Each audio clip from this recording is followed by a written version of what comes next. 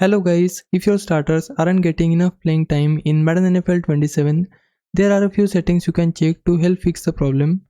First, go into your franchise mode and open Manage Roster. From here, select Auto Subs. This is where you can control how often players are substituted in and out during games. If your backups are coming into the game too often, adjust the substitution settings so your starters stay on the field longer. Next, go back to the main menu and open Settings. Then go into the game options and scroll down until you find player sliders. Open the player slider section and look for the fatigue setting. If you don't want your players getting tired during games, you can lower the fatigue slider all the way down to 0. With fatigue turned down, your starters are less likely to leave the game simply because they are tired, which can help them stay on the field for longer. So if your starters aren't playing enough in Madden 27, check your auto sub settings first and then adjust the fatigue slider if necessary.